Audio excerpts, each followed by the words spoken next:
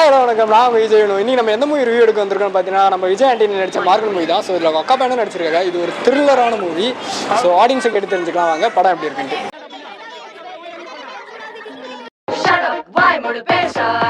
நான் பேசணுமா? இல்லையே, சேனல் பேர் வாய மூடு பேசாதேன்னு வச்சுட்டான். நான் எங்கேருந்து பேசுறேன்? இந்த மாதிரி சேனலை வச்சுட்டு பேசுனா இப்ப பேசுன்றியா பேசாதன்றியா?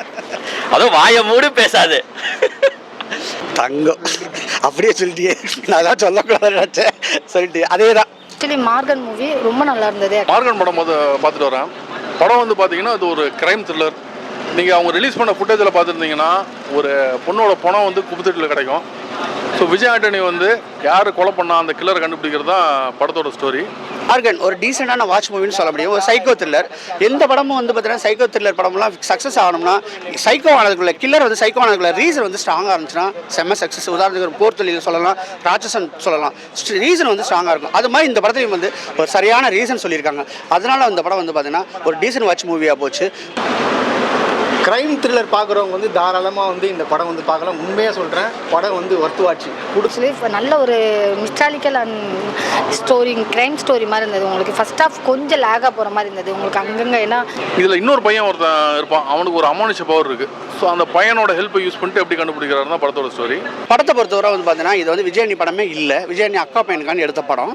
அந்த அக்கா பையன் ரொம்ப வாழ்ந்துருக்காப்புல, ரொம்ப சூப்பராக நடிச்சிருக்கான், அதில் சந்தேகமே இல்லை. விஜயாணி வந்து பார்த்தீங்கன்னா ஒரு கொலை நடந்திருக்கு. அந்த கொலை வந்து பார்த்தீங்கன்னா மும்பையில் நடந்துச்சு. அதே மாதிரி பேட்டர்ல வந்து சென்னையில் நடக்குது.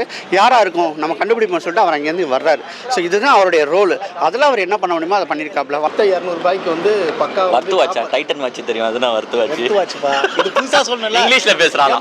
பேசு. எல்லாரும் சொல்றாங்க வேற லெவல் பண்ணுங்க. அது நல்லாவே இல்லை. வர்த்து வாட்சிங்க, வர்த்து வாட்ச் வந்து வர்த்து வாட்சிங்க தான். ₹200. ஃபஸ்ட்டு ஒரு க்ரைம் போயிட்டுருக்கோம். அதில் வந்து வேறு ஒரு ஃப்ளாஷ்பேக் ஒன்று வரும், லவ் சீன் வரும். அதை தாண்டி அதை அடுத்து ஒரு ட்ராவல் ஆகும், அடுத்து ஒரு ஃப்ளாஷ்பேக் மாதிரி வரும். அதெல்லாம் ரொம்ப லென்த்தாக கொடுத்துட்டாங்களோ அப்படின்னு தோணுச்சு. அதெல்லாம் கொஞ்சம் கம்மி பண்ணியிருக்கலாமோன்னு தோணுச்சு. ஆனால் செகண்ட் ஹாஃப் டோட்டலாக வேறு மாதிரி இருந்தது. பயங்கர ஒரு ஃபீல் அவுட்டாக இருந்த மாதிரி இருந்தது செகண்ட் ஹாஃப். ஃபர்ஸ்ட் ஹாஃப் வந்து ஆவரேஜ் தான் சொல்லுவேன். ஸ்டார்டிங்கில் வந்து நம்ம விஜய் ஆண்டனி மேலே வந்து கதை ட்ராவல் பண்ணிட்டு போயிட்டுருப்போம். அப்போ அந்த பையனை காமிச்சிட்டு அவனுக்கான சீன் வந்து ரொம்ப இம்பார்ட்டன்ஸ் மாதிரி கொஞ்சம் லென்த்தாக இருக்கும். அதுக்கப்புறம் அந்த பையனோட ஃப்ளாஷ்பேக் ஒன்று காமிப்பாங்க, அது எல்லாமே லென்த்தாக இருக்கும். ஸோ நம்ம கதை விட்டு வெளில போகிற மாதிரி நம்மளுக்கு ஒரு ஃபீல் வந்துருச்சு.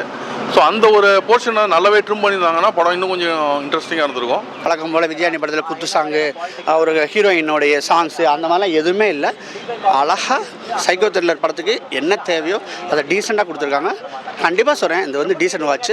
செட்டப் ஆடியன்ஸ் இருக்காங்க இல்லையா, இந்த த்ரில்லர் படம்லாம் நான் பார்க்கணும்னு விரும்புகிறவனுக்கு ஒரு அருமையான படம், ஒரு ஹாலிவுட் படம் பார்த்த ஸ்டைலில் இருக்கும். படம் வந்து உண்மையாலுமே நல்லா இருக்கு. படத்தில் வந்து விஜய் ஆண்டனி சார் வந்து ஹீரோ நினச்சி வருவீங்க, ஆனால் விஜய் ஆண்டனி சார் ஹீரோவே கிடையாது. அவர் வந்து சைடு ஆர்டிஸ்டாக வந்து பண்ணியிருக்காரு. இந்த படத்தில் வந்து அவங்க அக்கா பையன் தான் வந்து ஹீரோ நடிச்சிருக்காரு. உண்மையாலுமே இது பண்ண விஜய் ஆண்டனி சார் வந்து பண்ண ஒரு மிகப்பெரிய நல்ல விஷயம் தான். அவருக்கு முக்கியத்துவம் கொடுத்து பண்ணியிருக்கிறாங்க. அந்த பையனும் சும்மா சொல்லக்கூடாது, நல்லா பண்ணியிருக்கிறான். செகண்ட் ஹாஃபில் அதில் கொடுத்த ஒரு ரினியூவல் இருக்குது பார்த்தீங்களா, அதுக்கான ரீசன்ஸ் கொடுத்ததா இருக்கும். அதில் ட்ராவல் ஆகிற விஷயமா இருக்கட்டும், அதெல்லாம் ரொம்ப நல்லா இருந்த மாதிரி இருந்தது. அந்த ஒரு விஷயமே நம்மளுக்குள்ளே வந்துட்டு ஒரு வேளை இருக்கலாமோ அப்படிங்கிற நம்மளுக்குள்ளே ஒரு ஃபீல் வர ஆரம்பிச்சிச்சு. கொஞ்ச நேரத்தில் செகண்ட் ஹாஃப் ஆரம்பித்த கொஞ்ச நேரத்துலேயே பார்த்தீங்கன்னா ஒரு வேளை அப்படி இப்படிலாம் ஒரு சக்தி இருக்குமோ அப்படிங்கிற மாதிரி நம்மளுக்குள்ள ஒரு ஃபீல் இருக்கும்ல, அந்த ஒரு ஃபீல் கொடுத்துருச்சு எனக்கு. ஸோ இது வந்து அதனால தான் அந்த படம் சக்ஸஸ்ன்னு நான் சொன்னேன். ஃபர்ஸ்ட் ஹாஃப் வந்து ஆவரேஜ் சொல்லுவேன். செகண்ட் ஹாஃப் பார்த்தீங்கன்னா உண்மையிலே சூப்பர் பிரில்லியன்ட் தான் சொல்லுவேன். ஒரு 10 வருஷத்துக்கு முன்னாடி விஜய் ஆண்டனியோட கிரைம் த்ரில்லர்ஸ் எல்லாம் பார்த்தீங்கன்னா எந்த அளவுக்கு இன்ட்ரெஸ்டிங்காக போச்சோ அந்த மாதிரி இன்ட்ரெஸ்டிங்காக அந்த படம் வந்து கண்டிப்பாக செகண்ட் ஹாஃப் வந்து இருந்துச்சு. ஒரு அமானுஷ பவர் இருக்கும்போது ரொம்ப அசால்ட்டாக கண்டுபிடிச்சிருக்காங்க அப்படின்னு நம்மளுக்கு தோணும். பட் அப்படி நம்ம இல்லாமல் ஆடியன்ஸ் வந்து கிரிப்பிங்காகிட்டே வந்து படம் ஃபுல்லாக வச்சுருந்தாரு. காமெடிக்கெலாம் வேலையே இல்லை. காமெடிலாம் வைக்கவே கூடாது, சாங்லாம் வைக்கவே கூடாது. ஏன்னா வச்சாவே உங்களுக்கு ஸ்லோ டவுன் ஆயிரும். அந்த மாதிரி ஒரு மாண்டேஜ் சாங் கூட இவங்க டீசெண்டாக யூஸ் பண்ணியிருப்பாங்க. அதனால் இந்த படம் வந்து ஒர்த் வாட்ச்.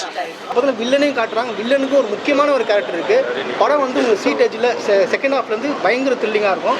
மியூசிக்கை பொறுத்த வரைக்கும் படம் அருமையாக இருக்குது. தயவுசெய்து வந்து க்ரைம் த்ரில்லர் பார்க்கணும்னு வந்து பார்க்கலாம். கிளைமேக்ஸ் சூப்பராக இருந்துச்சு. உண்மையிலே கிளைமேக்ஸ் நான் எதிர்பார்த்தது வேறு, டோட்டலாக வேறு மாதிரி கொடுத்துருந்தாங்க. அதுக்கான ரீசன் ரொம்ப நல்லா இருந்துச்சு. கிளைமேக்ஸில் காமிக்கும் போது அவங்க சொன்ன ரீசனும் வந்து ஆடியன்ஸ் வந்து அக்செப்ட் பண்ணுற மாதிரி தான் இருந்துச்சு. ஸோ அப்படி இருக்கும்போது உண்மையிலேயே வந்து பிரில்லியண்டான ரைட்டிங்னு சொல்லுவேன். கண்டிப்பாக டேரக்டருக்கு வந்து ஹேட்ஸ் ஆஃப். இல்லை, ஆக்சுவலி இந்த ஜானர் வேறு இருக்கு இல்லையா, அதோடைய ஜானர் வேறு, இதோடைய ஜானர் வேறு. இது வந்து ஒரு த்ரில்லிங் மூவி, த்ரில்லரு. அப்போ த்ரில்லரில் போயிட்டு அதெல்லாம் வைக்க முடியாது. ஒரு ஃபைட்ஸ் கூட கிடையாது அந்த படத்தில். அழகாக நீட்டாக கொண்டாந்து முடிச்சிருக்காங்க. கிரைம் த்ரில்லரில் வந்து பார்த்தீங்கன்னா உண்மையிலே வந்து கிரைம் த்ரில்லர் லைக் பண்ணுற மக்கள் ஆடியன்ஸுக்கு இந்த படம் ரொம்பவே பிடிக்கும். நல்லாவே எடுத்துட்டு போயிருக்காங்க. அப்படிலாம் சொல்ல எனக்கு அந்த லாஸ்ட்டாக அந்த சைக்கோத்தனமான ஒரு சில விஷயங்கள்லாம் ரியாக்ஷன்ஸ் கொடுத்ததெல்லாம் ரொம்ப நல்லா இருந்தது. தண்ணிக்குள்ளே இருக்கிற விஷயங்கள்லாம் சூப்பராக இருந்தது. ஆக்டிங்கு அந்த அளவுக்குலாம் மோசம்லாம் சொல்ல முடியாது. ஆனால் ஒரு சில இடத்துல எனக்கு அந்த லவ் போர்ஷனான ஆக்டிங் கொஞ்சம் எனக்கு செட் ஆகாத மாதிரி தோணுச்சு. அது அந்த சென்டிமெண்ட்லாம் வந்து கொஞ்சம் இன்னும் கொஞ்சம் இன்வால்வ்டாக இல்லாத மாதிரி ஏனோ தானோன்னு இருக்கிற மாதிரி இருந்தது. அது மட்டும் கொஞ்சம் டிசப்பாயின்மெண்ட்டாக இருந்துச்சு. டெக்னிக்கலாக படம் ரொம்பவே சூப்பராக இருந்துச்சு. சினிமாட்டோகிராஃபி ரொம்ப நல்லா இருந்துச்சு. மியூசிக் ரொம்ப நல்லா இருந்துச்சு. அதே மாதிரி ஆர்ட் டிபார்ட்மெண்ட்டும் ஒரு சொதப்பிருச்சுன்னு சொல்லிட்டு நான் ஒரு விஷயத்தை பார்த்துட்டு இருந்தேன். கிளைமேக்ஸில் அந்த விஷயத்தை காமிக்கும் போது வேணும் தான் வச்சிங்களா அப்படின்னு சொல்லிட்டு ரொம்ப பிரில்லியண்டான விஷயம்லாம் பண்ணியிருந்தாங்க. உண்மையிலேயே வந்து ஹேட்ஸ் ஆஃப். விஜய் ஆண்டனிக்கு ஒரு கம்பேக் படமாக கண்டிப்பாக இருக்கும். அதே மாதிரி டைரக்டர் வந்து நல்ல கதை எழுதுறாரு. ஸோ அந்த ரைட்டர் வந்து இந்த ரைட்டிங் வந்து ரொம்ப சூப்பராக இருந்துச்சு. கண்டிப்பாக மேலும் மேலும் இதே அளவுக்கு நல்லா கான்சன்ட்ரேட் பண்ணி அருமையாக ரைட் பண்ணி படம் எடுக்கணும்னு சொல்லிட்டு நான் வந்து வாழ்த்துறேன். வழக்கம் போல் போலீஸில் இருக்காரு. போலீஸ் குடும்பத்துக்குள்ள ஒன்று நடந்துருது. போலீஸ் வேணா ஒரு டேஷ் வேணாம்னு சொல்லிட்டு தூக்கி போட்டு வர்றாரு. திரும்ப 13 வருஷம் கழிச்சு வர்றாரு. சமுத்திரக்கணி இதுக்காடியே வச்சிருக்காங்க. உங்களை தான் இந்த டிபார்ட்மெண்ட்டே எதிர்பார்த்துக்கிட்டு இருக்கு. வாங்க உங்களை தான் வரவாக்கிறேன் சொல்கிறாங்க.